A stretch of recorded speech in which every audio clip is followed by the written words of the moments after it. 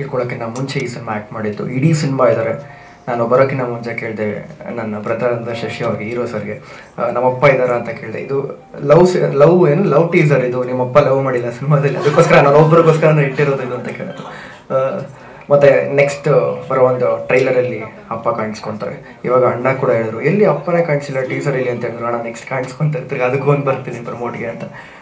ಇದು ಪ್ರಮೋಷನ್ ಅಂತ ಅಲ್ಲ, ಇದು ನಮ್ಮ ಸಿನಿಮಾ, ನಮ್ಮ ಕನ್ನಡ ಸಿನಿಮಾ, ಎಲ್ಲರೂ ನೋಡಬೇಕು ಅಂತ ಕೇಳ್ಕೊತೀನಿ. ನಮ್ಮ ತಂದೆ ಮಾಡಿದ್ದಾರೆ ಅಂತ ಅಲ್ಲ, ಇದು ಕೊನೆ ಸಿನಿಮಾ, ಒಂದು ಎಮೋಷ್ನಲ್ ಆಗಿರುತ್ತೆ. ಫಸ್ಟ್ ಡೇ ಫಸ್ಟ್ ಶೋ ಥಿಯೇಟ್ರಲ್ಲೇ ಕೂತ್ಕೊಂಡು ನೋಡ್ತೀನಿ ಸಿನಿಮಾನ. ಎಲ್ರಿಗೂ ಒಳ್ಳೇದಾಗಲಿ. ಅನುಪಣ್ಣ, ಥ್ಯಾಂಕ್ ಯು ಸೋ ಮಚ್. ನಂತರ ಅದೃಷ್ಟ ಅಂತ ಅನ್ಕೊತಿರ್ತಿರ್ಗ ನಾವು ನಮ್ಮ ತಂದೆನ, ನಮ್ಮ ಫ್ಯಾಮಿಲಿ ಎಲ್ಲರೂ, ನನ್ನ ಫ್ರೆಂಡ್ಸ್ ಆಗಿರ್ಬೋದು, ಎಲ್ಲರೂ ಸ್ಕ್ರೀನಲ್ಲಿ ನೋಡುವಂಥ ಭಾಗ್ಯ ಕೊಟ್ಟಿದ್ದಾರೆ. Thank you so much. ಇನ್ನು ಸಿನಿಮಾ ನೋಡಿಲ್ಲ, ಸಿನಿಮಾ ನೋಡಾದ್ಮೇಲೆ ಒಳ್ಳೆ ರಿವ್ಯೂ ಕೊಡ್ತೀನಿ. ಥ್ಯಾಂಕ್ ಯು, ಒಳ್ಳೇದಾಗಲಿ. ಸರ್ ನಮಸ್ತೆ. ಅದು ಇನ್ನು ಏನೇನು ಮಾಡ್ಬೋದು ಶಶಿ? ರೈತ, ಮಾಡರ್ನ್ ರೈತ, ಸಿನಿಮಾ ಪ್ರೊಡಕ್ಷನ್ ಆ್ಯಂಡ್ ಹೀರೋ, ಇನ್ನೇನಿದೆ ಎಲ್ಲ ಹೇಳ್ಬಿಡಿ. ಟೀಸರ್ ನೋಡಿದೆ, ಭಾಳ ಚೆನ್ನಾಗಿ ಮೂಡಿ ಬಂದಿದೆ. 2 ಧರ್ಮಗಳ ಬಗ್ಗೆ, ಅಂದರೆ ಒಂದು ಪ್ರೀತಿ ಇದ್ದರೆ ಜಾತಿ ಧರ್ಮ ಯಾವುದೂ ಇಲ್ಲ, ಪ್ರೀತಿನ ಎತ್ತಿ ಹಿಡಿಯುವಂಥ ಒಂದು ಕತೆ ಇದರಲ್ಲಿ ಇದೆ ಅಂತ ನನಗನ್ಸುತ್ತೆ. ಮ್ಯೂಸಿಕ್ ತುಂಬ ಚೆನ್ನಾಗಿದೆ ಆ್ಯಂಡ್ ತುಂಬ ಚೆನ್ನಾಗಿ ಶೂಟ್ ಮಾಡಿದ್ದಾರೆ. ಕಾರ್ತಿಕ್ ಈ ಕಡೆ ಸರ್, ಫೇಸ್ ಈ ಕಡೆ. ಎಸ್, ಕಿರಣ್ ಹಂಪಾಪುರ ಅವರು ಆ್ಯಂಡ್ ಅನೂಪ್ ಆಂಟೋನಿ ಅವರು ಡೈರೆಕ್ಟ್ ಮಾಡಿರೋವಂಥದ್ದು. Sir, all the best. ಸಿನಿಮಾಗೆ ಒಳ್ಳೆಯದಾಗಲಿ. ಮಾರ್ಚ್ 15ನೇ ತಾರೀಕು ಸಿನಿಮಾ ರಿಲೀಸ್ ಆಗ್ತಿದೆ. ನನಗೆ ಇನ್ನೊಂದು ಆ್ಯಕ್ಚುಲಿ ಬುಲೆಟ್ ಪ್ರಕಾಶ್ ಸರ್, ನಾನು ಅವ್ರು ತುಂಬ ಇಷ್ಟಪಡ್ತೀನಿ. ಅವ್ರ ಆ್ಯಕ್ಟಿಂಗು, ಅವ್ರ ಟೈಮಿಂಗು ಎಲ್ಲ. ಸುಮಾರು ಸಿನಿಮಾಗಳು ನೋಡ್ಕೊಂಬಂದಿದ್ದೀವಿ. ಡೆಫಿನೆಟ್ಲಿ ನಾನು ಸಿನಿಮಾ ನೋಡ್ತೀನಿ. ಸರ್ ಸಿನಿಮಾ ಲಾಸ್ಟ್ ಸಿನಿಮಾ ಅಂತಂದರೆ. ಆ್ಯಂಡ್ ಸೊ ಟೀಸರ್ ತುಂಬ ಚೆನ್ನಾಗಿದೆ, ಒಳ್ಳೆಯದಾಗಲಿ. ಮಾರ್ಚ್ 15ಕ್ಕೆ ಸಿನಿಮಾ ರಿಲೀಸ್ ಆಗ್ತಿದೆ. ಎಲ್ಲರೂ ಬಂದು ಸಿನಿಮಾವನ್ನು ಥಿಯೇಟ್ರಿಗೆ ಬಂದು ಸಿನಿಮಾ ನೋಡಿ. I wish you good luck Shashi. All the best sir. ಎಲ್ಲಿ ಥ್ಯಾಂಕ್ ಯು.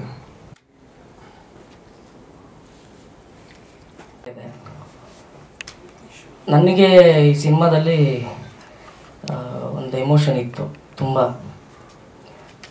ರೆಗ್ಯುಲರ್ ಫಾರ್ಮ್ಯಾಟಲ್ಲಿ ಕೆಲಸ ಮಾಡೋಕ್ಕಾಗಲಿಲ್ಲ ಈ ಸಿನಿಮಾನ. ಸೊ ಬ್ಯಾಕ್ಗ್ರೌಂಡ್ ಸ್ಕೋರ್ ಹೇಗಿರುತ್ತೆ ಅಂದರೆ, ಈ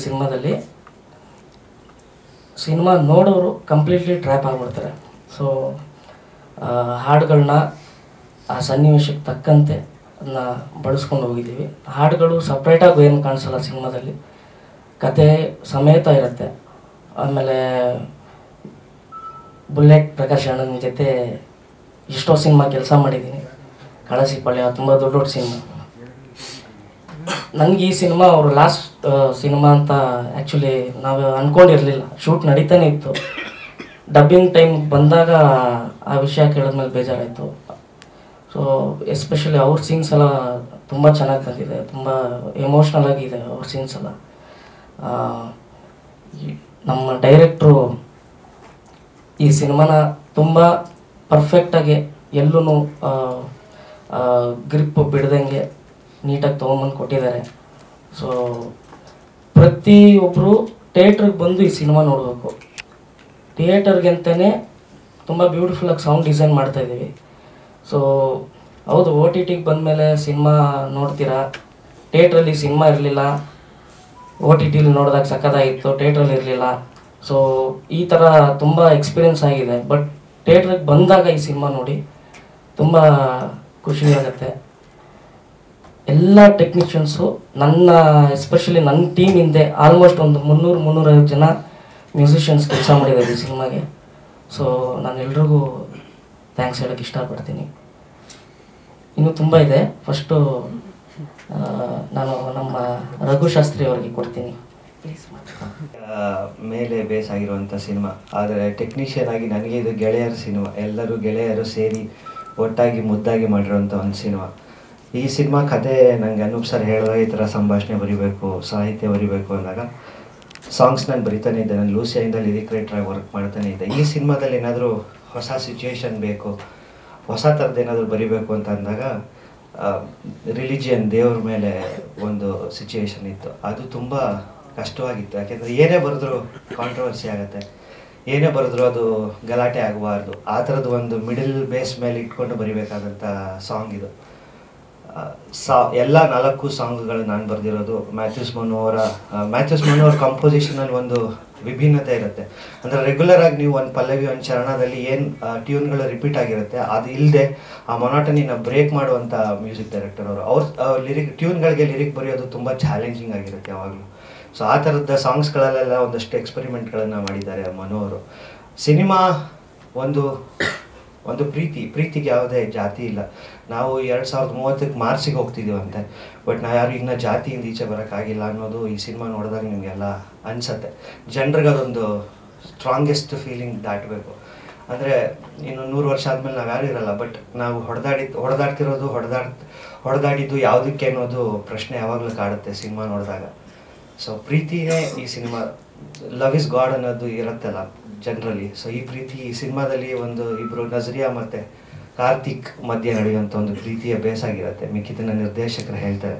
ಸೊ ತುಂಬ ಇಷ್ಟಪಟ್ಟು ಪ್ರೀತಿಯಿಂದ ಮಾಡಿರೋಂಥ ಸಿನಿಮಾ.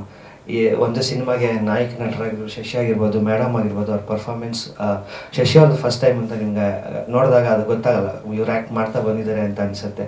ಪವನ್ ಅವ್ರ ಬಗ್ಗೆ ಹೇಳೋದೇ ಬೇಡ, she is a brilliant actress. So ಈ ಸಿನಿಮಾ ಒಟ್ಟು ಎಲ್ಲ ಒಂದು ಫ್ರೆಶ್ನೆಸ್ ಇದೆ. ಇಲ್ಲ, ಅವರು ಮೈಸೂರವರು, ಅವ್ರದ್ದು ಗೊಂಬೆಗಳೆಲ್ಲವಿಂದ ನೋಡ್ಕೊಂಡು ಬಂದಿದ್ದಾರೆ, ಎಲ್ಲರೂ ಮಾಧ್ಯಮದವ್ರು ನೋಡಿದ್ದಾರೆ, ಆಡಿಯನ್ಸ್ ನೋಡಿದ್ದಾರೆ, ನಾನೇನು ಹೇಳೋದು. ಸೊ ನಿಮಗೆಲ್ಲ ನೋಡಿದಾಗ ಒಂದು ಫ್ರೆಶ್ನೆಸ್ ಕಾಣಿಸುತ್ತೆ. ಹೊಸ ಸಿನಿಮಾಗಳು ಬರ್ತಾನೆ ಇರುತ್ತೆ. ಹೊಸತನ ತೊಗೊಂಡು ಬರೋ ಸಿನಿಮಾಗಳು ಇಂಪಾರ್ಟೆಂಟ್ ಆಗುತ್ತೆ ಆಡಿಯನ್ಸ್ಗೆ. ಸೊ ಆ ನಿಟ್ಟಿನಲ್ಲಿ ಮೆಹಬೂಬಾ ಒಂದು ಹೊಸ ತನ ಜೊತೆಗೆ ಬರುತ್ತೆ ಅಂತ ಒಂದು ಭರವಸೆ ಇದೆ. Thank you so much. Thank you so much. And ಅದು ಅಲ್ಲದೆ ಈ ಸಿನಿಮಾಗೆ ಪ್ರೊಡ್ಯೂಸರ್ ಕೂಡ ಆಗಿದ್ದಾರೆ. ಬಟ್ ಎಲ್ಲೋ ಒಂದು ಕಡೆ ಒಬ್ಬರು ಹೊಸಬ್ರ ಜೊತೆಗೆ ಅಂತ ವರ್ಕ್ ಮಾಡ್ಬೇಕಾದ್ರೆ ನಮಗೆ ಆಸ್ ಎ ಡೈರೆಕ್ಟರ್ ಒಂದು ಟೆನ್ಷನ್ ಇರುತ್ತೆ. ಅಂದರೆ ನಮಗೆ ಬೇಕಾಗಿರುವಂಥ ಒಂದು ಎಕ್ಸ್ಪ್ರೆಷನ್ಸ್ ಆಗಲಿ, ಆ್ಯಕ್ಟಿಂಗ್ ಆಗಲಿ, ಮ್ಯಾನರಿಸಮ್ಸ್ ಆಗಲಿ ಬರುತ್ತಾ ಏನು ಅಂತ. ಬಟ್ ಫಸ್ಟ್ ಡೇನೇ ಅವರು ನನ್ನ ಇಂಪ್ರೆಸ್ ಮಾಡಿಬಿಟ್ರು. ಅಂದರೆ ಈ ಕ್ಯಾನ್ ಪರ್ಫಾರ್ಮ್ ಎನಿಥಿಂಗ್ ಅನ್ನೋ ಥರ ಒಂದು ಆಯಿತು. ಸೊ ಅಲ್ಲಿಂದ ಆಗಿ ಈ as given is very best. ಅಂದರೆ ಅವ್ರ ಫಸ್ಟ್ ಸಿನಿಮಾ ಅಂತ ಯಾರು ಹೇಳೋಕ್ಕಾಗಲ್ಲ. ಆ್ಯಂಡ್ ಜೊತೆಗೆ ಪಾವನಾಜಿ ಅವರು ಆಲ್ರೆಡಿ ಪ್ರೂವ್ ಮಾಡಿರೋವಂಥ ಒಂದು ಆ್ಯಕ್ಟ್ರೆಸ್ಸು. ಆ್ಯಂಡ್ ಈ ಸಿನಿಮಾದಲ್ಲಿ ಅವ್ರದ್ದೊಂದು ತುಂಬ ವಿಶೇಷತೆ ಇದೆ. ಅದು ಸಿನಿಮಾ ರಿಲೀಸ್ ಆದಾಗ ನಿಮ್ಮೆಲ್ಲರಿಗೂ ಗೊತ್ತಾಗುತ್ತೆ. ಆ್ಯಂಡ್ ನಮ್ಮ ಮೆಹಬೂಬಾ ಸಿನಿಮಾದಲ್ಲಿ ಒಂದು ಸ್ಟಾರ್ ಕ್ಯಾಸ್ಟು ಅಂದರೆ ತುಂಬ ಇದೆ. ಈಗ ಶಶಿ ಸರ್, ಪಾವನ ಅವರು, ಜೊತೆಗೆ ಕಬೀರ್ ದುವಾನ್ ಸಿಂಗ್ ಅಂತ ಇದ್ದಾರೆ, ಆಮೇಲೆ ಬುಲೆಟ್ ಪ್ರಕಾಶ್ ಸರ್ ಇದ್ದಾರೆ, ಜೈ ಚಿದ್ದೀಶ್ ಸರ್ ಇದ್ದಾರೆ, ಸಲ್ಮಾನ್ ಅಹಮದ್ ಅವರು ಇದ್ದಾರೆ, ಸಂದೀಪ್ ಅವರು ಇದ್ದಾರೆ, ಆ್ಯಂಡ್ ಸತ್ಯ ಅವರು ಇದ್ದಾರೆ, ವಿಜಯಲಕ್ಷ್ಮಿ ಸಿಂಗ್ ಇದ್ದಾರೆ, ಮೋಹನ್ ಜುನೇಜಾ ಅವರು ಇದ್ದಾರೆ. ಈ ಥರ ತುಂಬ ಜನ ಸ್ಟಾರ್ ಕ್ಯಾಸ್ಟ್ ತುಂಬಿರುವಂಥ ಒಂದು ಸಿನಿಮಾ. ಎಲ್ಲರೂ ತುಂಬ ಅದ್ಭುತವಾಗಿ ಮಾಡಿದ್ದಾರೆ. ಆ್ಯಂಡ್ ಆನ್ ಸ್ಕ್ರೀನ್ ಎಲ್ಲರೂ ಪರ್ಫೆಕ್ಟಾಗಿ ಆ್ಯಕ್ಟ್ ಮಾಡಿದ್ದಾರೆ. ಬಟ್ ನಾನು ಸ್ಪೆಷಲ್ ಥ್ಯಾಂಕ್ಸ್ ಹೇಳಬೇಕಾಗಿರೋದು ನನ್ನ ಜೊತೆ ನಿಂತ್ಕೊಂಡಂಥ ನಮ್ಮ ಸಿನಿಮಾದ ಪ್ರತಿಯೊಬ್ಬರು ಟೆಕ್ನಿಷಿಯನ್ಸ್, ಕ್ಯಾಮ್ರಾಮನಿಂದ ಆಗಲಿ, ಈಗ ಕಿರಣ್ ಅಂಪಾಪುರ್ ಸರ್ ಅವ್ರಿಗೆ ಆ್ಯಕ್ಚುಲಿ ಶೂಟ್ ಇದೆ, ಬರೋಕ್ಕಾಗಲಿಲ್ಲ. ಆ್ಯಂಡ್ ಮ್ಯೂಸಿಕ್ ಡೈರೆಕ್ಟರ್ ಮನುಗೂ ನನಗೂ ಅಂತೂ ಈ ಸಿನಿಮಾ ಒಂದು ಕಾಂಪಿಟೇಷನ್ ಥರ ಇತ್ತು. ನನ್ನ ಸ್ಕ್ರೀನ್ ಪ್ಲೇನ ನಿನ್ನ ಬ್ಯಾಕ್ಗ್ರೌಂಡ್ ಸ್ಕೋರ ಅನ್ನೋ ಥರ ಒಂದು ಚಾಲೆಂಜ್ ಇತ್ತು. ಈಗ ಆಲ್ರೆಡಿ ಸಾಂಗ್ಸ್ ರಿಲೀಸ್ ಆಗಿದೆ, ತುಂಬ ಬ್ಯೂಟಿಫುಲ್ ಸಾಂಗ್ಸ್ ಬಿಟ್ಟಿದ್ದಾರೆ, ಎಲ್ಲರೂ ಕೇಳಿದ್ದೀರಾ. ಬ್ಯಾಕ್ಗ್ರೌಂಡ್ ಸ್ಕೋರ್ ಕೂಡ ತುಂಬ ಅಷ್ಟೇ ಹಾಂಟ್ ಮಾಡುತ್ತೆ ಸಿನಿಮಾದಲ್ಲಿ. And Prakash sir, KM Prakash sir editor, ಅವರು ಆಲ್ರೆಡಿ ಅವ್ರ ಜಡ್ಜ್ಮೆಂಟೇ ಎಲ್ಲರಿಗೂ ಗೊತ್ತಿರುತ್ತೆ. ಅವ್ರ ಸಕ್ಸಸ್ ರೇಷಿಯೋ ಏನಿದೆ, ಅವ್ರ ಇಂಡಸ್ಟ್ರಿಯಲ್ಲಿ ಇವತ್ತು ನಂಬರ್ 1 ಎಡಿಟರು. ಸೊ ಅವ್ರು ಹೇಗೆ ಅಂದರೆ ಅವ್ರ ಹತ್ರ ಎಡಿಟಿಂಗ್ ಅಂತ ನಾನು ಹೋಗಿ ಕೂತಾಗ ಒಂದು ಸೀನ್ ಲ್ಯಾಗ್ ಆಗುತ್ತೆ ಅನ್ನೋ ಕಟ್ ಮಾಡಿಬಿಡ್ತಾರೆ ಅವರು. ಬೇಡ ಡೈರೆಕ್ಟರ್, ಇದನ್ನು ಕಟ್ ಮಾಡಿಬಿಡೋಣ, ಈ ಸೀನ್ ಬೇಡ, ಹಿಂಗೆ ಮಾಡಿಬಿಡೋಣ ಅನ್ನೋ ಥರ ಇದು ಮಾಡ್ತಾರೆ. ಅವರ ಜಡ್ಜ್ಮೆಂಟ್ ತುಂಬ ಚೆನ್ನಾಗಿದೆ. ಅವರು ಅಷ್ಟೇ ಸಿನಿಮಾ ನೋಡಾದ್ಮೇಲೆ ಅಂದರೆ RR ಮುಗಿತಾರಾಗಿ ಅವರು ಹೇಳಿದ್ರು ತುಂಬ ಚೆನ್ನಾಗಿ ಬಂದಿದೆ ಸಿನಿಮಾ, ಒಂದು ಒಳ್ಳೆ ಹಿಟ್ ಆಗಲಿ ಅಂತಲೇ ಇದು ಮಾಡ್ತಾಯಿದ್ದಾರೆ. ಆ್ಯಂಡ್ ನಮ್ಮ ರಘು ಶಾಸ್ತ್ರಿ ಅವರು, ನನ್ನ ಆತ್ಮೀಯ ಗೆಳೆಯ, ಈ ಸಿನಿಮಾ ನಾನು ಕರೆದಿ ರಘು ಸರ್ ನೀವೇ ಬರ್ಕೊಡ್ಬೇಕು ಅಂತ ಹೇಳಿದ ತಕ್ಷಣ ಅವ್ರು ಇಮಿಡಿಯೇಟಾಗಿ ಬಂದರು. ಸೊ ಕಂಪ್ಲೀಟಾಗಿ ಡೈಲಾಗ್ಸ್ ಆಗಲಿ, ಒಟ್ಟು ಸಿನಿಮಾದಲ್ಲಿ 5 ಸಾಂಗ್ಸ್ ಇದೆ. 1 ಸಾಂಗ್ ಯೋಗರಾಜ್ ಭಟ್ ಸರ್ ಬರೆದಿದ್ದಾರೆ, ಇನ್ನು 4 ಸಾಂಗು ರಘು ಸರೇ ಬರೆದಿದ್ದಾರೆ. ತುಂಬ ಅದ್ಭುತವಾದಂಥ ಹಾಡುಗಳು. ಆ್ಯಂಡ್ ಅದು ಬಿಟ್ಟು ಇನ್ಕ್ಲೂಡಿಂಗ್ ನನ್ನ ಡೈರೆಕ್ಷನ್ ಡಿಪಾರ್ಟ್ಮೆಂಟು, ಶರತ ಅಂತ ಅಸೋಸಿಯೇಟು, ಆ್ಯಂಡ್ ಪ್ರವೀಣ್ ಅಂತ, ಇವರೆಲ್ಲರೂ ನನಗೆ ಬೆನ್ನೆಲುಬಾಗಿ ನಿಂತಿದ್ದಾರೆ. ಆ್ಯಂಡ್ ಇದ್ರ ಜೊತೆಗೆ ಭರತ್ ಜೈನ್ ಅಂತ ಜೈನ್ಕಾರ್ ಆಡಿಯೋದವರು, ಅವ್ರಿಗೂ ನಾನು ಥ್ಯಾಂಕ್ಸ್ ಹೇಳೋಕ್ಕೆ ಇಷ್ಟಪಡ್ತೀನಿ. ಆ್ಯಂಡ್ ಅವತಾರ್ ಮೀಡಿಯಾಸ್ ಅಂತ ನಮ್ಮ ಪೋಸ್ಟ್ ಪ್ರೊಡಕ್ಷನ್ ಸ್ಟುಡಿಯೋ ಏನಿದೆ, ಅವ್ರು ಕೂಡ ನಮ್ಮ ಟೀಮ್ಗೆ ಒಂದು ತುಂಬಾ ಸಪೋರ್ಟ್ ಕೊಟ್ಟಿದ್ದಾರೆ. ನಾವು ಎನಿ ಟೈಮ್ ನಾವು ಹೋದಾಗಲೂ ನಮ್ಗೆ ಈ ಥರ ಔಟ್ಪುಟ್ ಬೇಕು, ಈ ಥರ ವರ್ಕ್ ಆಗಬೇಕು, ಈ ಥರ TDS ವರ್ಕ್ ಆಗಬೇಕು ಅಂದಾಗ ಕಂಪ್ಲೀಟಾಗಿ ಸಪೋರ್ಟ್ ಮಾಡಿದ್ದಾರೆ. ಈ ಸಿನಿಮಾ ಈಗ ಆಲ್ಮೋಸ್ಟ್ ಫೈನಲ್ ಸ್ಟೇಜಲ್ಲಿ ಇದೆ. ಇದೇ ಮಾರ್ಚ್ 15 ರಿಲೀಸ್ ಆಗ್ತಾ ಇದೆ. ನೀವೆಲ್ಲರೂ ದಯವಿಟ್ಟು ಸಿನಿಮಾನ ಬಂದು ನಮ್ಮ ಜೊತೆಗೆ ಥಿಯೇಟರ್ ನೋಡಿ, ಹಾಗೆ ಒಂಚೂರು ನಮಗೆ ಎನ್ಕರೇಜು ಸಪೋರ್ಟ್ ಮಾಡಬೇಕು ಅಂತ ಕೇಳ್ಕೊತೀನಿ. Thank you. ಅಲ್ಲ, ಇದು ಜಾತಿ ಗೆಲ್ಲುತ್ತಾ ಪ್ರೀತಿ ಗೆಲ್ಲುತ್ತಾ ಸರ್? ಒಂದು ಮೆಹಬೂಬಾ ಬಂದು ಒಂದು ಮುದ್ದಾದಂತ ಒಂದು ಲವ್ ಸ್ಟೋರಿ ಸರ್. ಯಾವ್ದು? ಎರಡು ಧರ್ಮಗಳ ನಡುವೆ ಯಾವುದೋ ಸಂಘರ್ಷ ಏನಿಲ್ಲ. ಒಂದು ಹುಡುಗ ಒಂದು ಹುಡುಗಿ, ಕಾರ್ತಿಕ್ ನಜ್ರಿಯಾ ಅನ್ನೋ ಇಬ್ಬರ ಮಧ್ಯದಲ್ಲಿ ಆಗುವಂತ ಒಂದು ಮುದ್ದಾದ ಲವ್ ಸ್ಟೋರಿ. ಅಲ್ಲ, ಜಾತಿ ಬರಲ್ವಾ? ಜಾತಿ ಸರ್, ಪ್ರೀತಿಗೆ ಜಾತಿ ಧರ್ಮ ಗೊತ್ತಿಲ್ಲ ಸರ್, ಅದೇ ಕಾನ್ಸೆಪ್ಟ್. ಅದನ್ನೇ ಹೇಳಿರೋದು, ಪ್ರೀತಿಗೆ ಜಾತಿ ಧರ್ಮ ಅನ್ನೋದೇನಿಲ್ಲ. ಅಂಡ್ ಈ ಸಿನಿಮಾದಲ್ಲಿ ಕಾಂಟ್ರವರ್ಸಿ ಕ್ರಿಯೇಟ್ ಆಗುವಂತ ಏನೂ ಇಲ್ಲ ಸರ್. ಒಂದು ಮುದ್ದಾದಂತ ಒಂದು ಲವ್ ಸ್ಟೋರಿ ಇದೆ ಅಷ್ಟೇ. ಕುವೆಂಪು ಅವರ ಈ ವಿಶ್ವಮಾನವ ಸಂದೇಶದೊಂದಿಗೆ ನಿಮ್ಮೆಲ್ಲರೂ ಈ ವೇದಿಕೆಗೆ, ಈ ಕಾರ್ಯಕ್ರಮಕ್ಕೆ ನಾನು ವೆಲ್ಕಮ್ ಮಾಡ್ಕೋತೀನಿ. ಎಲ್ಲ ಮಾಧ್ಯಮದವ್ರಿಗೂ ಆಗಿ ಇವತ್ತು ನಮಗೆ ಗೆಸ್ಟ್ ಆಗಿ ಬಂದಿರುವಂಥ ನಮ್ಮ big boss contestants and winners ಎಲ್ರಿಗೂ ಥ್ಯಾಂಕ್ ಯು. ಇವತ್ತು ನಮ್ಮ ವಿಶಸ್, ನಿಮ್ಮ ಬೆಸ್ಟ್ ವಿಶಸ್ ಹಾಗೂ ನಿಮ್ಮ ಸಪೋರ್ಟ್ನ ತೋರ್ಸೋದಕ್ಕೆ ಬಂದಿರೋದಕ್ಕೆ. ಸಿನಿಮಾದ ಟೀಸರ್ ಲಾಂಚ್ ಇವತ್ತು. ಒಂದು ಕಿರು ಪರಿಚಯ ಅಷ್ಟೇ, ಸಿನಿಮಾ ಏನು ಅಥವಾ ಏನಿರ್ಬೋದು ಒಳಗೆ ಅನ್ನೋದು. ಟ್ರೈಲರ್ ಅವಿ ಬಾಕಿ ಹೇ, ಒಂದು ಧಮಾಕ ಬರುತ್ತೆ. ಡೆಫಿನೆಟ್ಲಿ ವೆರಿ ಇಂಟೆನ್ಸ್ ಆಗಿ ಇದ್ದಂಥ ಒಂದು ಜರ್ನಿ ಈ ಸಿನಿಮಾ. ಇದಕ್ಕೆ ತುಂಬ ಕಾಣಿಸ್ಕೊಳ್ದಿರೋ ಶಕ್ತಿಗಳು ಕೆಲಸ ಮಾಡಿದೆ ಈ ಸಿನಿಮಾ ಇಷ್ಟು ಕಂಪ್ಲೀಟ್ ಆಗಿ ಇಲ್ಲಿ ಬಂದು ನಿಂತ್ಕೊಳ್ಳೋದಕ್ಕೆ. This is my core team. I am so proud because ಈ ಥರ ಸಿನಿಮಾಗಳು ಮಾಡ್ಕೋಬೇಕಾದಾಗೆ ತುಂಬ ಜರ್ನಿಯಲ್ಲಿ ನಾವು ಫೇಸ್ ಮಾಡಬೇಕಾಗಿ ಬರುತ್ತೆ. ಅದೆಲ್ಲವನ್ನೂ ಕೂಡ ಸಹಿಸ್ಕೊಂಡು ಇವತ್ತು ಇಲ್ಲಿಗೆ ಬಂದು ನಿಂತಿದ್ದೀವಿ ಅಂತಂದರೆ ಇಟ್ಸ್ ಟ್ರೂಲಿ ಎ ಸಕ್ಸಸ್. ಒಂದು ಈ ಸಿನಿಮಾದ ರಿಲೀಸೇ ಒಂದು ದೊಡ್ಡ ಸಕ್ಸಸ್ ಅಂತ ನಾನು ನಂಬಿದ್ದೀನಿ. ಮಾರ್ಚ್ 15 ಬರ್ತಿದ್ದೀವಿ. ಈ ಸಿನಿಮಾಗೆ ಕತೆ ಎಷ್ಟು ಮುಖ್ಯ ಆಗುತ್ತೋ ಒಂದು ಸಿನಿಮಾಗೆ, ಹಾಗೆ ಸಂಭಾಷಣೆ, ಲಿರಿಕ್ಸ್ ಎಲ್ಲವೂ ಅದು ಇನ್ನೊಂದು ದೊಡ್ಡ ಸ್ಟ್ರೆಂತ್. ರಘುಶಾಸ್ತ್ರಿ ಸರ್ ಈ ಸಿನಿಮಾನ ತುಂಬ ಮೀನಿಂಗ್ಫುಲ್ ಆಗಿ ಇನ್ನಷ್ಟು ಶಕ್ತಿ ತುಂಬಿ ಈ ಸಿನಿಮಾನ ಕೊಟ್ಟಿದ್ದಾರೆ ನಿಮಗೆ. ಆ್ಯಂಡ್ ನನಗೆ ಸ್ಪೆಷಲಿ ಈ ಸಿನಿಮಾದಲ್ಲಿ ತುಂಬ ದೊಡ್ಡ ಸ್ಟ್ರೆಂತ್ ಆಗಿ, ತುಂಬ ದೊಡ್ಡ ಸಪೋರ್ಟಿವ್ ಆಗಿ ಎಂಕರೇಜ್ ಮಾಡಿ ಆ ಪಾತ್ರನ ನಿಭಾಯಿಸೋದಕ್ಕೆ ಶಕ್ತಿ ತುಂಬಿದ್ದು ನನಗೆ ಅನೂಪ್ ಸರ್. ಬಿಕಾಸ್ ನಾನು ಅಲ್ಲದ ನಾನನ್ನು ಪೋರ್ಟ್ರೇ ಮಾಡಬೇಕಿತ್ತು. ನಾನು ನಂಬದ ಎಷ್ಟೋ ವಿಷಯಗಳನ್ನ ನಾನು ಹೇಳಬೇಕಿತ್ತು. ಆ ಎಷ್ಟೋ ವಿಷಯಗಳನ್ನ ನಾನು ಆ ಪಾತ್ರದ ಮುಖಾಂತರ ಹೇಳೋ ಪ್ರಯತ್ನ ಮಾಡಬೇಕಾದ್ರೆ ಅವರ ಸಪೋರ್ಟ್ ತುಂಬ ತುಂಬ ಇಂಪಾರ್ಟೆಂಟ್ ಇತ್ತು. ಮ್ಯಾಥ್ಯೂಸ್ ಸರ್ ಅವರ ಸಾಂಗ್ಗಳನ್ನ ಆಲ್ರೆಡಿ ಕೇಳ್ತಿದ್ದೀವಿ. ಅದಕ್ಕಿಂತ ಹೆಚ್ಚಾಗಿ ಬ್ಯಾಕ್ಗ್ರೌಂಡ್ ಸ್ಕೋರ್ ಅನ್ವಿನ್ ಎಲ್ಲರೂ ಹೇಳ್ತಿದ್ದಾರೆ ನನಗೆ. ಅವತಾರ್ ಸ್ಟುಡಿಯೋಸಿಂದ ಪೋಸ್ಟ್ ಪ್ರೊಡಕ್ಷನ್ ಟೈಮಿಂದ ಮೆಸೇಜಸ್ ಆಗಲಿ, ಅವರ ಎಕ್ಸ್ಪೀರಿಯನ್ಸಸ್ ಆಗಲಿ ಕಾನ್ಸ್ಟೆಂಟಾಗಿ ಕೇಳಕ್ಕೆ ಸಿಗ್ತದೆ. ಅವರೆಷ್ಟು ಇಮರ್ಸ್ ಆಗಿಬಿಟ್ಟಿದ್ದಾರೆ ಈ ಸಿನಿಮಾದ ಎಕ್ಸ್ಪೀರಿಯನ್ಸ್ ಜೊತೆಗೆ ಅನ್ನೋದು. ಅದಕ್ಕೆ ಎಲ್ಲವನ್ನೂ ಕ್ರೆಡಿಟ್ಸ್ ನಾನು ಮನು ಮ್ಯಾಥ್ಯೂಸ್ ಸರ್ಗೆ ಕೊಡ್ತೀನಿ. ಸಿನಿಮಾದ ಮ್ಯೂಸಿಕ್ ಅಷ್ಟು ಇಂಪಾರ್ಟೆಂಟ್ ಒಂದು ಲವ್ ಸ್ಟೋರಿಗೆ, ಪ್ರೇಮ ಕಥೆಗೆ. ಸೊ ಇದು complete blend of love story with musical love story. So ಇಡೀ ತಂಡಕ್ಕೆ thank you for making this journey. And ಈ ಸಿನಿಮಾನ ತುಂಬ ಬ್ಯೂಟಿಫುಲ್ಲಾಗಿ ಮಾಡಿರೋದಕ್ಕೆ ಕಿನ್ನ ಹಂಪಾಪುರ್ನ ಸರ್ನ ಇವತ್ತು ನೀವು ವೇದಿಕೆಯಲ್ಲಿ ನೆನಪಿಸ್ಕೋತೀನಿ. ಅವರ ನನ್ನ ಜರ್ನಿ ತುಂಬ ದೊಡ್ಡದು, ಈ ಸಿನಿಮಾ ಜರ್ನಿನೂ ತುಂಬ ದೊಡ್ಡದು. ಮೆಹಬೂಬಾ ಎಲ್ಲವನ್ನ ಮೀರಿ ನಿಂತ್ಕೊಳ್ಳಿ ಅಂತ ನಾನು ಆಶಿಸ್ತೀನಿ. ನಿಮ್ಮ ಪ್ರೀತಿ ಸಪೋರ್ಟ್ ತುಂಬ ಸಿನಿಮಾಗೆ, ಎಲ್ಲ ಸಿನಿಮಾಗೂ ಮುಖ್ಯ, ಕನ್ನಡ ಸಿನಿಮಾಗಳಿಗೆ. ಆ್ಯಂಡ್ ನಿನ್ನೆ ನಾವು ತುಂಬ ದೊಡ್ಡದಾಗಿ ಕನ್ನಡ ಸಿನಿಮಾಗಳನ್ನ ಸೆಲೆಬ್ರೇಟ್ ಮಾಡಿದ್ವಿ. ಬಿಕಾಸ್ 99 ರೂಪೀಸ್ಗೆ PVR ಹಾಗೂ ಐನಾಕ್ಸ್ ನಮಗೆ ಶೋಸ್ಗಳನ್ನ ಕೊಟ್ಟಿತ್ತು. ತುಂಬ ಜನ ಸಿನಿಮಾನ ನೋಡಿದ್ರು ನೆನ್ನೆ ಥಿಯೇಟರ್ಸ್ಗೆ ಹೋಗಿ. ಎಲ್ಲ book my shows and theatres ಎಲ್ಲ ಫುಲ್ ಆಗಿತ್ತು. ಕೇಳೋಕ್ಕೆ ತುಂಬ ಖುಷಿ ಆಗ್ತಿತ್ತು, irrespective the languages. Even Kannada ಸಿನಿಮಾಗಳು ತುಂಬ ಚೆನ್ನಾಗಿ ನೆನೆ ತೊಗೊಂಡ್ರು ಅಂತ. ಹೀಗೆ ಈ ಥರ ಆಫರ್ಸ್ಗಳು ಜಾಸ್ತಿ ಬರ್ತಾ ಇರಲಿ, ನಮ್ಮ ಆಡಿಯನ್ಸ್ ಜಾಸ್ತಿ ಥಿಯೇಟ್ರಿಗೆ ಹೋಗಿ ಸಿನಿಮಾಗಳನ್ನ ನೋಡೋ ಅಂಥ ಭಾಗ್ಯ ಅವ್ರಿಗೂ ಸಿಗಲಿ ಅಂತ ನಾನು ಕೇಳ್ಕೊತೀನಿ. ಆ್ಯಂಡ್ ನನಗೆ ನಿನ್ನೆ ಪ್ರಮೋಷನ್ಸ್ ವರ್ಕ್ ಇಲ್ಲ ಅಂದಿದ್ರೆ ನಾನು mostly back to back cinema marathon ಮಾಡೋಳಿದ್ದೆ, ಮಿಸ್ ಆಯಿತು. ಆ್ಯಂಡ್ ನೀವೆಲ್ಲರೂ ನಮ್ಮ ಜೊತೆ ಮಾರ್ಚ್ 15th ಸಿನಿಮಾನ ನೋಡಿ. ಖಂಡಿತ ನಿಮಗೆ ಸಿನಿಮಾ ಇಷ್ಟ ಆಗುತ್ತೆ, ನಮ್ಮ ಪ್ರೀತಿ ನಿಮ್ಗೆ ತಲುಪುತ್ತೆ ಅಂತ ನಾನು ನಂಬಿದ್ದೀನಿ. Thank you so much. ಎಲ್ಲ ವಿನ್ನರ್ಗಳು ಬರಬೇಕಿತ್ತು, ನಾನು ಪ್ರಾಮಾಣಿಕವಾಗಿ ಕರೆದೆ. And because of their busy schedule they set that they will be launching through digital ಮುಖಾಂತರ ಲಾಂಚ್ ಮಾಡ್ತೀನಿ ಅಂತ. ಈ ಟೀಸರ್ ನಿಮ್ಮೆಲ್ಲರಿಗೂ ತಲುಪುವಂಥ ಪ್ರಯತ್ನ ಜನ್ಕಾರ್ ಮ್ಯೂಸಿಕ್ ಮುಖಾಂತರ ಆಗಿದೆ. ಈ ಸಿನಿಮಾ ನನಗೆ ಎಷ್ಟು ಸ್ಪೆಷಲ್ ಅಂತಂದರೆ, ಬಿಗ್ ಬಾಸ್ ಗೆದ್ದಾದ ನಂತರ ಸಾಕಷ್ಟು ಅಪಮಾನಗಳನ್ನು ಅನುಭವಿಸಿದ್ದ ನಾನು ಈ ಎಲ್ಲ ಅವಮಾನಗಳಿಗೂ ಒಂದೇ ಒಂದು ಉತ್ತರ, ಅದು ಮೆಹಬೂಬಾ. ಇಷ್ಟು ಮಾತ್ರ ಹೇಳ್ತೀನಿ ನಾನು. ಪ್ರತಿ ಸಾರಿ ಯಾಕೆ ಸಿನಿಮಾ 2 ವರ್ಷ ಆಯಿತು 3 ವರ್ಷ ಆಯಿತು, ಯಾಕೆ ಸಿನಿಮಾ ತಡ ಆಗ್ತಿದೆ ಅಥವಾ ಏನು ಅಂತಂದಾಗ ನಾನು ಬೇಸಿಕಲಿ ಫಿಲಮ್ ಫೆಟರ್ನಿಟಿ ಅಥವಾ ಫಿಲಮ್ ಇಂಡಸ್ಟ್ರಿಯಿಂದ ಬಂದಂಥ ವ್ಯಕ್ತಿ ಅಲ್ಲ. ನನಗೆ ದಯವಿಟ್ಟು ಕೇಳಿಸ್ಕೋಬೇಕು ಸರ್, ಫೋನ್ಗಳು ಬೇಡ please, because I don't want to talk to the cameras. It's quite an emotional thing. I want to talk to you guys. ನೀವುಗಳು ತುಂಬ ಮುಖ್ಯವಾದ ವ್ಯಕ್ತಿಗಳು ನನಗೆ. ಸಿನಿಮಾ ತುಂಬ ಅಂದರೆ ತುಂಬ ಕಷ್ಟಪಟ್ಟು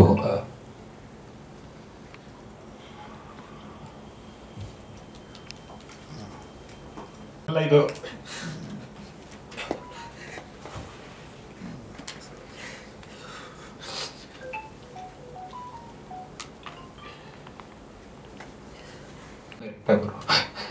ಈ ಪ್ರಶ್ನೆಗಳು ಕೇಳ್ತಾ ಇದ್ದಾಗ ಇದು ತುಂಬಾ ಸ್ನೇಹಿತರು ಮಾತ್ರ ಅಲ್ಲ, ಕುಟುಂಬದವರಿಂದ ಬರಕ್ಕೆ ಶುರುವಾಗತ್ತೆ. ಅವಾಗ ಏನ್ ಮಾಡ್ತಿದ್ಯಾ ಅಂತ ಪ್ರತಿಯೊಬ್ಬನು ಕೇಳ್ತಾನೆ. ನನ್ನ ಜೀವನದಲ್ಲಿ ನಮ್ಮ ತಾಯಾಣೆ ಹೇಳ್ತೀನಿ, ಯಾವತ್ತು ಸೋಡೋದ್ಕೊಂಡು ನನ್ನ ಮಗ ಅಲ್ಲ ನಾನು. ಅಣ್ಣ ಅರ್ಧ 30 ರೂಪಾಯಿ ಚಿತ್ರಾನ್ನ ತಿನ್ನಕ್ಕೆ ಕಷ್ಟಪಡ್ತವ್ ಇದ್ದವ್ ನಾನು. ನಾವು ಓದಿ ಬಂದಿದ್ದು ಗೌರ್ಮೆಂಟ್ ಕಾಲೇಜ್, ಗೌರ್ಮೆಂಟ್ ಸ್ಕೂಲ್ಗಳಲ್ಲಿ. BSc agriculture was an bloody government college and MSc was an I was an masters gold medalist. MSc gold medal ಪಡ್ಕೊಂಡಿರುತ್ತ ವ್ಯಕ್ತಿ ನಾನೊಬ್ಬ ಡೆಪ್ಟಿ ರೇಂಜರ್ ಆಗಿ ಸೆಲೆಕ್ಟ್ ಆಗಿದ್ದೆ. ಚಿಕ್ಕಮಂಗ್ಳೂರು ಡಿಸ್ಟ್ರಿಕ್ಟ್ ಇನ್ಚಾರ್ಜ್ ಆಗಿ ವರ್ಕ್ ಮಾಡ್ತಿದ್ದೆ. ಅಲ್ಲಿಂದ ಬಿಟ್ಟು ಅದ್ ಏನೋ ಒಂದು ಹುಚ್ಚು ಬೆಳ್ಕಂತು, ವೇದಿಕೆ ಬೇಕು, ವೇದಿಕೆ ಮೇಲೆ ಮಾತಾಡ್ಬೇಕು ಅಥವಾ ವೇದಿಕೆ ಹತ್ರ ಸಿಗಬೇಕು, ಒಂದು ನಮ್ಮನ್ನ ನಾವು ಟೆಲಿಕಾಸ್ಟ್ ಮಾಡ್ಕೋಬೇಕು, ತೋರಿಸ್ಕೋಬೇಕು ಅನ್ನೋದು ಒಂದು ಆ ಹುಚ್ಚು ಬೆಳ್ಕಂತು ಬಾಸ್. ಅದ್ ಯಾಕೆ ಬೆಳ್ಕೊಂತು ಅಂತ ದೇವರೇ ಗೊತ್ತಿಲ್ಲ. ಬಹುಶಃ ಈ ಫೋಕ್ ಡ್ಯಾನ್ಸ್ಗಳಿಂದ ಬಂತು ಅನ್ಕೊಂತೀನಿ. ಈ ಡೊಳ್ಳು ಕುಣಿತಾನ ನಾವು ಬೀದಿಗಳಲ್ಲೂ ಡೊಳ್ಳು ಕುಣಿತಾನ ಪರ್ಫಾರ್ಮ್ ಮಾಡ್ತಾ ಇದ್ವಿ. ಅಲ್ಲಿಂದ ಯಾವುದೋ ಒಂದು ಯೂಟ್ಯೂಬ್ ಅಲ್ಲಿ ವೈರಲ್ ಆಯ್ತು. ಅದನ್ನ ನೋಡಿ ರಘು ದೀಕ್ಷಿತ್ ಮಯೂರಿ ಅವ್ರ ಟೀಮಲ್ಲಿ ಬಂತು.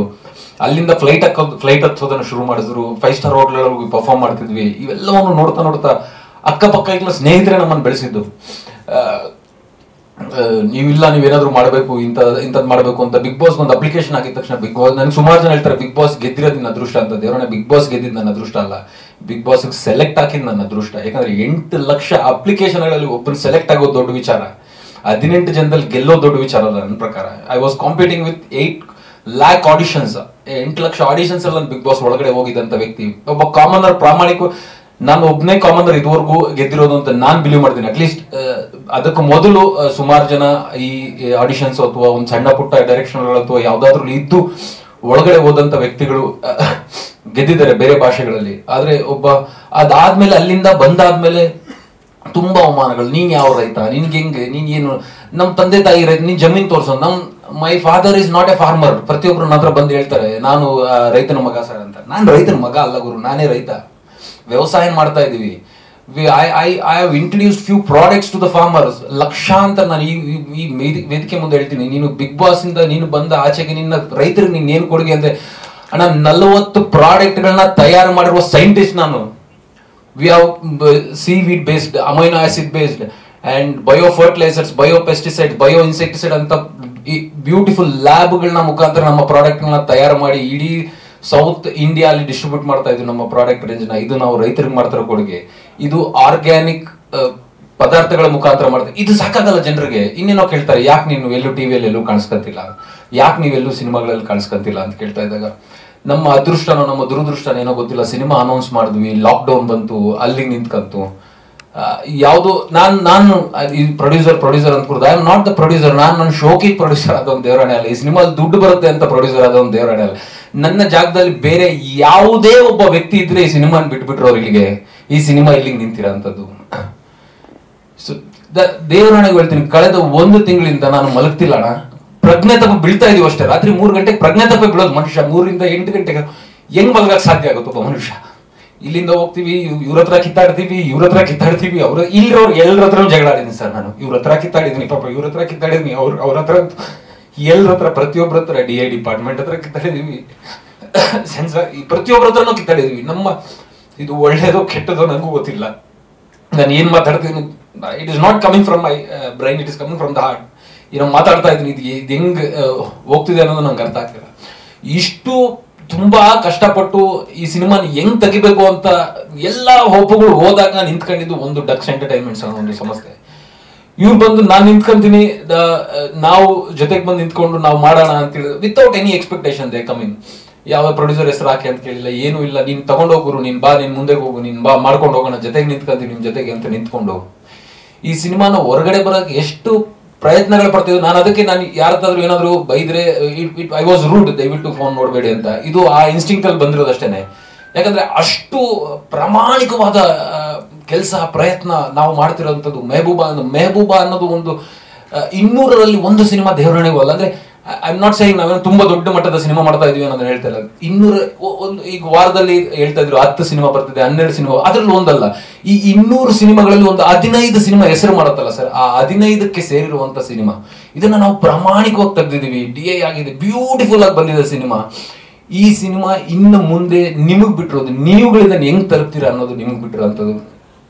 ನಾನು ಯಾವುದೋ ಇಂಡಸ್ಟ್ರಿ ಬ್ಯಾಕ್ಗ್ರೌಂಡ್ ಬಂದ್ಬಿಟ್ಟು ನನಗೊಂದಷ್ಟು ಜನ ಇಷ್ಟು ಜನ ಕರ್ಸಕ್ ನಾನು ಎಷ್ಟು ಪ್ರಯತ್ನ ಪಟ್ಟೆ ಅಂದ್ರೆ ಕೊನೆಗೆ ಬಂದಿದ್ದು ಒಬ್ರು. ಅಂದ್ರೆ ಎಲ್ಲರೂ, ನಾನು ಯಾರನ್ನೂ ಕರೆದಿಲ್ಲ, ಎಫರ್ಟ್ ಹಾಕಿಲ್ಲ ಅಂತಲ್ಲ. ಪ್ರತಿಯೊಬ್ಬರು ಬೆಳಗ್ಗೆ ನಿನ್ನೆ 3 ದಿನದಿಂದ ಪ್ರತಿಯೊಬ್ಬರಿಗೂ ಫೋನ್ ಮಾಡಿ ದಯವಿಟ್ಟು ಬನ್ನಿ, ನಾವು ಟೀಸರ್ ಮಾಡ್ತಾ ಲಾಂಚ್ ಮಾಡ್ತಾ ಇದ್ದೀವಿ. ನನ್ನ ಯೋಗ್ಯತೆ ಅಷ್ಟೇ, ನನಗೆ ಇಳಿಯಕ್ಕೆ ಆಗ್ತಿರೋ ಕೆಪಾಸಿಟಿ ಅಷ್ಟೇ. ನಂಗೆ ಗೊತ್ತಿಲ್ಲ ಹೆಂಗೆ ಇದನ್ನ ಮುಂದೆ ತಗೊಂಡು ಹೋಗ್ಬೇಕು, ಈ ಸಿನಿಮಾನ ಮುಂದೆ ತಗೊಂಡು ಹೋಗ್ಬೇಕ್ರೆ ನೀವು. ಬಿಕಾಸ್ ನಾನು ಅದನ್ನ ಹೇಳ್ತಿದ್ದೆ, ನೀವು ಒಂದ ತಕ್ಷಣ ಕ್ಯಾಮ್ರಾಗಳಲ್ಲ, ಕ್ಯಾಮ್ರಾ ಹಿಂದೆ ನಿಂತಿರೋರು ನೀವು ಎಷ್ಟು ಚೆನ್ನಾಗಿ ಮಾತಾಡ್ತೀರಾ, ಎಷ್ಟು ಚೆನ್ನಾಗಿ ಬರೀತೀರಾ, ಎಷ್ಟು ಚೆನ್ನಾಗಿ ಇದನ್ನ ಜನ ತಲುಪಿಸ್ತೀರಾ ಅನ್ನುವಂಥದ್ದು ಒಂದು ಮೇಜರ್ ಶಕ್ತಿ ಆಗತ್ತೆ ಸಿನಿಮಾಗೆ. ನಮ್ಮ ತಾಯಿ ಮೇಲೆ ಆಣೆ ಕೇಳ್ತೀನಿ, ನಾವು ತುಂಬಾ ಅದ್ಭುತವಾದ ಸಿನಿಮಾ ಮಾಡ್ಕೊಂಡ್ ಬಂದಿದೀವಿ. ತುಂಬಾ ಅದ್ಭುತವಾದ ಸಿನಿಮಾ ಇದು. 200ರಲ್ಲಿ 1 ಸಿನಿಮಾ ಅಲ್ಲ, 200 ದೇವರಾಣೆಗೂ 200ರಲ್ಲಿ 1 ಸಿನಿಮಾ ಆಯ್ತು. ಜಾತಿ ಧರ್ಮಗಳ ಬಗ್ಗೆ ಮಾತಾಡ್ತೀವಿ. ಇದು ಮತ್ತೆ ನಾನು ಹೇಳ್ತೇನೆ, ಇದು ರಾಮ ಮಂದಿರ ಬಾಬ್ರಿ ಮಸೀದಿಯ ಕಥೆ ಅಲ್ಲ. ಇದು ಕಾರ್ತಿಕ್ ಗೌಡ ಹಾಗೂ ನಜರಿಯಾ ಬಾನುವಿನ ಪ್ರೇಮ ಕಥೆ. ಇದಕ್ಕೂ ಮತ್ತೆ ಇನ್ನೊಂದ್ ತರದ ಟ್ವಿಸ್ಟ್ಗಳೇನು ಬೇಕಾಗಿರಲಿಲ್ಲ. ಇದರಲ್ಲಿ ಕ್ಲಿಯರ್ ಲವ್ ಸ್ಟೋರಿ. ಜೀವನದಲ್ಲಿ ಪ್ರತಿಯೊಬ್ಬರಿಗೂ ಫಸ್ಟ್ ಒಂದು ಲವ್ ಆಗುತ್ತೆ, ಇನಿಷಿಯಲ್ ಲವ್ ಅಂತ ಒಂದಾಗುತ್ತೆ. ಅದಾದಾಗ ಯಾವನು ಏನು ಲೆಕ್ಕ ಆಗಲ್ಲ. ನೀನ್ ಯಾವ ಜಾತಿ, ನೀನ್ ಯಾವ ಧರ್ಮ ಅಂತ ನೋಡಲ್ಲ, ನಿನ್ನ ಹತ್ರ ಎಷ್ಟು ದುಡ್ಡು ಇದೆ ಅಂತ ನೋಡಲ್ಲ. ಆಮೇಲೆ ನೋಡ್ತೀವಿ, ಒಂದು 30 ವರ್ಷ ಆದ್ಮೇಲೆ ಕ್ಯಾಲ್ಕುಲೇಷನ್ ಶುರು ಆಗ್ಬಿಡುತ್ತೆ ಲವ್ ಮಾಡ್ಬೇಕು ಅಂದಾಗ. ಇನಿಷಿಯಲಿ ಕಾಲೇಜಲ್ಲಿ ಇದ್ದಾಗ ಯಾವ ಕ್ಯಾಲ್ಕುಲೇಷನ್ಸ್ ಬರೋದಿಲ್ಲ. ನೋಡ್ತೀವಿ ಪ್ರೀತಿ ಆಗಿದೆ, ಈ ಪ್ರೀತಿನ ಹೆಂಗ್ ಮುಂದೆ ತಗೊಂಡು ಹೋಗ್ಬೇಕು ಅಂತ ಹೊಡ್ತಾ ಇರ್ತೀವಿ. ಈ ಕಾಂಟ್ರಾಸ್ಟ್ ಅಲ್ಲಿ ನೋಡಿದಾಗ ನಮ್ಮ ತಂದೆ ಕ್ಯಾರೆಕ್ಟರ್ ಮಾಡಿರುವಂತವ್ರು ಜಯಜಗದೀಶ್ ಸರ್, ನಮ್ಮ ತಂದೆಗೆ ಸಾಕಷ್ಟು ಜನಗಳ ಸ್ಟಾರ್ ಕ್ಯಾಸ್ಟ್ ಇದೆ ಈ ಸಿನಿಮಾದಲ್ಲಿ. ಬರೀ ನಮ್ಮ ಪ್ರೀತಿನ ಮಾತ್ರ ತೋರಿಸೋಣ ಅಂತ ಟೀಸರ್ಗೆ 2 ಕ್ಯಾರೆಕ್ಟರ್ಗಳ ಸೀಮಿತ ಮಾಡಿ ಇಟ್ಕೊಂಡಿದೀವಿ. ಇವರು ಅಂದ್ರೆ ಈ ಸಿನಿಮಾ ಅಲ್ಲಿ ಬರೀ ನಾನು ಹೀರೋ ಅಲ್ಲ ಸರ್, ಕತೆ ಹೀರೋ, ಸಂಭಾಷಣೆ ಹೀರೋ, ಮ್ಯೂಸಿಕ್ ಹೀರೋ. ನಾನಲ್ಲ ಹೀರೋ. ನಾವು ಕಾರ್ತಿಕ್ ಗೌಡ ಅನ್ನೋ ಒಂದು ಪಾತ್ರವನ್ನ ನಿಭಾಯಿಸಿದೀವಿ. ಅಷ್ಟು ತುಂಬಾ ಅದ್ಭುತವಾಗಿ ಮೂಡಿ ಬಂದಿರುವಂತ ಕತೆ. ಪ್ರತಿಯೊಂದು ಕ್ಯಾರೆಕ್ಟರ್ಗೂ ಅದೇ ಆದ ಅಜೆಂಡಾ ಇರುತ್ತೆ. ನನ್ನ ಅಜೆಂಡಾ ಏನೋ, ನಾನು ಈ ಹುಡುಗಿನ ಮದುವೆ ಆಗ್ಬೇಕು ಅಂತ, ಈ ಹುಡುಗಿಗೇನು ಆರಾಮಾಗಿ ಮದುವೆ ಆಗ್ಬೇಕು ಅನ್ನೋದನ್ನ. ನಮ್ಮ ತಂದೆಗೆ ಏನ್ ಇರುತ್ತೆ, ಅಪ್ಪ ಯಾವ ಬೇಡ, ನಾನೊಂದು ರಾಜಕೀಯದಲ್ಲಿ ಒಂದು ಸ್ಥಾನಮಾನ ಪಡ್ಕೊಂಡ್ರೆ ಸಾಕು ಅಂತ. SI ಕ್ಯಾರೆಕ್ಟರ್ ಒಂದಿದೆ, ಕಬೀರ್ ದುಹಾನ್ ಸಿಂಗ್ ಬಾಲಿವುಡ್ ಅಲ್ಲಿ ಮಾಡೋದು. ಅವ್ರ ಅಜೆಂಡಾ ಏನೋ ಒಂದಷ್ಟು ದುಡ್ಡು ಬಂದ್ರೆ ಕಿತ್ಕೊಳ್ಳೋಣ ಅಂತಿರುತ್ತೆ. ಬುಲೆಟ್ ಪ್ರಕಾಶ್ ಅವ್ರು ಬ್ಯೂಟಿಫುಲ್ ಆಗಿ ಮಾಡಿದ್ದಾರೆ. ಅವ್ರ ಕ್ಯಾರೆಕ್ಟರ್ ಏನೋ ಇವ್ರಿಬ್ಬರನ್ನು ಒಂದು ಸ್ಕ್ಯಾಮ್ ಮಾಡಿ ನನಗೇನು ದುಡ್ಡು ಬರುತ್ತೆ ಅನ್ನೋದನ್ನ ಪ್ಲಾನ್ ಮಾಡ್ತಾರೆ. ಸೊ ಸಲ್ಮಾನ್ ಒಂದು ಕ್ಯಾರೆಕ್ಟರ್ ಮಾಡಿದ್ದಾರೆ, ಒಬ್ಬ ಅಮಾಯಕನ ಪಾತ್ರ ಮಾಡಿದ್ದಾರೆ. ಸೊ ಅವ್ರಿಗೇನು ನನ್ನ ಮನೆಗೆ ಹೋಗಿ ನನ್ನ ಹೆಂಡತಿಗೆ ಒಂದಷ್ಟು ಸ್ವೀಟ್ಸ್ ತಗೊಂಡೋಗಿ ಕೊಟ್ರೆ ಸಾಕು ಅನ್ನೋಂತ. ಪ್ರತಿಯೊಂದು ಕ್ಯಾರೆಕ್ಟರು ಮಾತಾಡತ್ತೆ. ಪ್ರತಿಯೊಂದು ಕ್ಯಾರೆಕ್ಟರ್ ಈಸ್ ಎ ಕಥೆಯಿಂದ cinema. Not Shashi is not a hero ಅಥವಾ Pavana is not a heroine. The characters are the hero in the cinema. ಅಷ್ಟು ಅದ್ಭುತವಾಗಿ ಮೂಡಿ ಬಂದಿರುವಂತ ಸಿನಿಮಾ ಮೆಹಬೂಬಾ. ನಾನು ಮತ್ತೆ ಹೇಳ್ತಾ ಇದ್ದೀನಿ, ತಮ್ಮಗಳ ಸಪೋರ್ಟ್ ತುಂಬಾ ಪ್ರಾಮಾಣಿಕವಾಗಿ ಇಂಪಾರ್ಟೆಂಟ್ ಆಗುತ್ತೆ. ನಾನು ಕೈ ಮುಗಿದು ಕೇಳ್ಕೊಂತೀನಿ, ನಾವು ಸಿನಿಮಾನ ಮಾಡಿದೀವಿ, ಇದನ್ನ ಹೆಂಗ್ ತಲುಪಿಸ್ಬೇಕು. ಅಣ್ಣ ನಂಗೆ ಗೊತ್ತಿಲ್ಲ ಅಣ್ಣ, ಬೆಳ್ಳುಳ್ಳಿ ಕಬಾಬ್ ಅನ್ನೋದು ಫೇಮಸ್ ಅಂದ್ರು. ಅವ್ರ ಹೋಟ್ಲು ಹುಡ್ಕೊಂಡೋಗಿ ಅವ್ರ ಹೋಟ್ಲು ಮುಂದೆ 1 ಅವರ್ ನಿಂತ್ಕೊಂಡು ಹೋದ್ರು. ಇಲ್ಲಿ ಮಾಡ್ದೆ ರೀಚ್ ಆಗತ್ತೆ ಅಂತ ಗೊತ್ತಿಲ್ಲ, ಅದು ರೀಚ್ ಆಗ್ತಿದೆ ಇಲ್ವೋ ಅಂತ. ಈಗ ಪ್ರತಿಯೊಬ್ರು ಯಾರೋ ಮಾತಾಡ್ತಾರೆ. ಈಗ ಹಂಗೆ ಮಾತಾಡ್ತಾ ಇದೀನಿ, ಯಾರೋ ಹುಡುಗ ಒಬ್ಬ ನನ್ನ ಮನಸ್ಸು ಅದೇ ಮಾತಾಡ್ದ, ಅವನನ್ನ ಇಟ್ಕೊಂಡ್ರೆ ಕೆಲಸ ಆಗತ್ತೆ ಅನ್ಕೊಂಡು ಅವನದೊಂದು ಹುಡುಕದೆ ಸಿಗ್ಲಿಲ್ಲ. ನನ್ನ ಮನೇಲಿ ಕೂತ್ಕೊಂಡು ರೀಲ್ ಮಾಡಿದೆ. ತಲುಪಬೇಕು ಜನರಿಗೆ, ಪ್ರಾಮಾಣಿಕ ಪ್ರಯತ್ನ. ನಾನು ಇನ್ನೊಂದು ಹೇಳ್ತೀನಿ ಅಣ್ಣ, ಸಾಕಷ್ಟು ಜನ ಕಡೆ ಈ ಸಿನಿಮಾ ಸೋತ್ಬಿಟ್ರೆ ಫುಟ್ಪಾತ್ ಬಂದ್ಬಿಡ್ತಾನೆ ಶಶಿ. ನಮ್ಮ ತಾಯಣಗೂ ಕೇಳ್ತೀನಿ, ಫ್ಯಾಕ್ಟ್ರಿ ಮಾಡಿರೋಂಥ ರೈತ ನಾನು. ಲಕ್ಷಾಂತರ ರೂಪಾಯಿ ಸಂಬಳ ಕುಟ್ಕೊಂಡು 5 ಎಕರೆ ಟೊಮೊಟೊ ಹಾಕಿರೋ ಈ ಸಿನಿಮಾ ದುಡ್ಡೆಲ್ಲ ತೆಗೆದು ಬಿಡ್ತೀನಿ ನಾನು. ಪ್ರಾಮಾಣಿಕವಾಗಿ ಹೇಳ್ತೇನೆ. ನಾನು ದುಡ್ಡಿನ ಭರವಸೆಯಲ್ಲಿ ನಾನು ದುಡ್ಡು ಕಳ್ಕೊಂತೀನಿ ಅಂತ ಮಾತಾಡ್ತಿಲ್ಲ. ಇಲ್ಲಿ 5 ಎಕರೆ ಜಮೀನಿನ 1 ಫಸಲು ಸಿನಿಮಾ ಬಜೆಟ್ ಅಷ್ಟೇ, ಅದಕ್ಕಿಂತ ಜಾಸ್ತಿ ಏನಿಲ್ಲ. ಒಂದ್ಸಾರಿ ಕೈ ಹಿಡಿಬೇಕಷ್ಟೇ. ಅದಕ್ಕೆಲ್ಲ ನಾವು ತಯಾರಿಗಳು ಮಾಡ್ಕೊಂಡಿದ್ವಿ. MSc ಗೋಲ್ಡ್ ಮೆಡಲ್ ಓದ್ಕೊಂಡ್ ಬಂದಿದ್ವಿ ನಾವೆಲ್ಲ.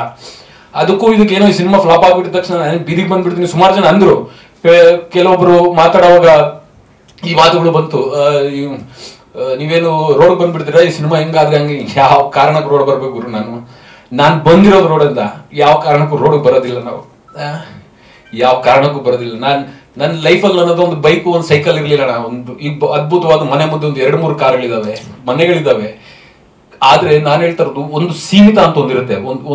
ಒಂದು ಸಿನಿಮಾಗ ಒಂದು ಈ ಪಾಯಿಂಟ್ ಅಲ್ಲಿ ಬರ್ಬೇಕು, ಈ ಟೈಮಲ್ಲಿ ಬರ್ಬೇಕು ಅನ್ನೋ ತುಂಬಾ ಪ್ರಾಮಾಣಿಕವಾದ ಎಫರ್ಟ್ ಆಗಿ ಬರ್ತಾರೆ. ನಾನು ನಮ್ಮ ತಂದೆ ಕುಬೇರ ಅಲ್ಲ, ನಮ್ಮ ತಾಯಿ ಅಥವಾ ತುಂಬಾ ಫೈನಾನ್ಷಿಯಲಿ ರಿಚ್ ಬ್ಯಾಕ್ ಗ್ರೌಂಡ್ ಇಂದ ಬಂದವನಲ್ಲ. ನಿಮ್ಮೆಲ್ಲರ ತರ ನಮ್ಮ ತಂದೆ ತಾಯಿ ಆಸೆ ಇದ್ದಿದ್ದು ಒಂದು 30,000 ಸಂಬಳಕ್ಕೆ ಸೇರ್ಕೊಂಡ್ಬಿಟ್ರೆ ಸಾಕು ಗುರು ಇವನು ಅಂತ ಇದ್ದಿದ್ದು. 30,000 ನನಗಿದ್ದು ಅಷ್ಟೇ. ತೃಪ್ತಿ ವೆಂಕಟರಮಣ ಸ್ವಾಮಿ ಹತ್ರ ಹೋಗ್ಬಿಟ್ಟು 30,000 ಸಂಬಳ ಕೊಟ್ಬಿಟ್ಟು ಸಾಕು ಅಂತಂದೆ.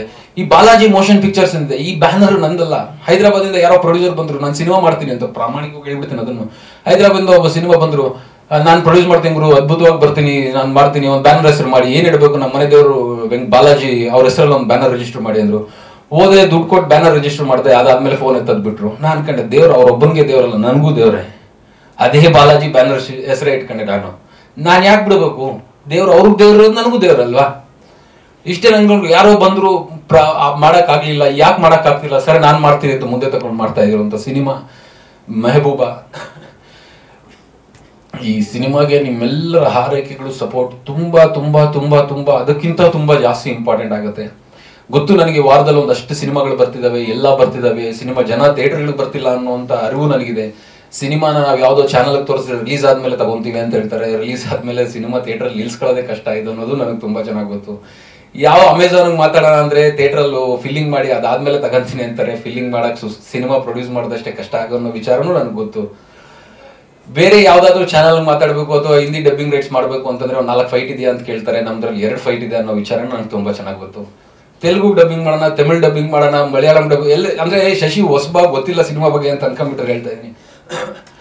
ತೆಲುಗು ಡಬ್ಬಿಂಗ್ ಮಾಡೋಣ, ತಮಿಳ್ ಡಬ್ಬಿಂಗ್ ಮಾಡೋಣ, ಮಲಯಾಳಂ ಡಬ್ಬಿಂಗ್ ಮಾಡೋಣ, ಒಂದಷ್ಟು ಜನ ಮೀಡಿಯೇಟರ್ಗಳು ಬರ್ತಾರೆ. ಅವರು ನಮ್ಮ ಸಿನಿಮಾನ 15-20 ಲಕ್ಷಕ್ಕೆ ಮಾರ್ಕೊಡ್ತೀನಿ ಅಂತ 3 ಲಕ್ಷ ಮುಂದೆ ಈಸ್ಕೊಂಡು ಮತ್ತೆ ಫೋನ್ಗಳಿತ್ತಲ್ಲ ಅನ್ನೋ ವಿಚಾರನೂ ಗೊತ್ತು. ನಾನು ಮಾಡ್ತಿರೋದು ಈ ಸಿನಿಮಾ ನಿಮ್ಗಳಿಗೋಸ್ಕರ. ದಯವಿಟ್ಟು ಥಿಯೇಟರ್ಗಳಿಗೆ ಬಂದು ಈ ಸಿನಿಮಾನ ನೋಡಿ. ಈ ಸಿನಿಮಾ 50 ಪೈಸೆ ಬರ್ದೇ ಇದ್ರು ಪರವಾಗಿಲ್ಲ, ಇನ್ನೂ ಒಂದು 50 ಲಕ್ಷ ಹೋಗ್ಲಿ ಗುರು. ಈ ಸಿನಿಮಾನ ನೋಡಿ. ಒಂದು ಪ್ರಾಮಾಣಿಕ ಪ್ರಯತ್ನ, ಸೋಷಿಯಲ್ ಮೆಸೇಜ್ ಕೊಡುವಂತ ಸಿನಿಮಾ ಇದು. ಈಕ್ವಾಲಿಟಿ ಬಗ್ಗೆ ಮಾತಾಡುವಂತ ಸಿನಿಮಾ, ಜಾತಿ ಧರ್ಮಗಳ ಬಗ್ಗೆ ಅಲ್ಲ, ಪ್ರೀತಿ ಪ್ರೇಮ ಬಗ್ಗೆ ಮಾತಾಡುವಂತ ಸಿನಿಮಾ, ಅದ್ಭುತವಾದ ಸಂದೇಶವನ್ನ ಕೊನೆಯಲ್ಲಿ ಕೊಡುವಂತ ಸಿನಿಮಾ ಇದು ಮೆಹಬೂಬಾ. ನಿಮ್ಮ ಆಶೀರ್ವಾದ, ಹಾರೈಕೆಗಳು ನನ್ನ ತಲೆ ಮೇಲೆ ಇರಬೇಕು ಅಂತ ಕೇಳ್ಕೊಂತ ಸೈನಿಂಗ್ ಆಫ್. Thank you. ಜೈ ಹಿಂದ್, ಜೈ ಕರ್ನಾಟಕ, ಜೈ ಮೆಹಬೂಬಾ.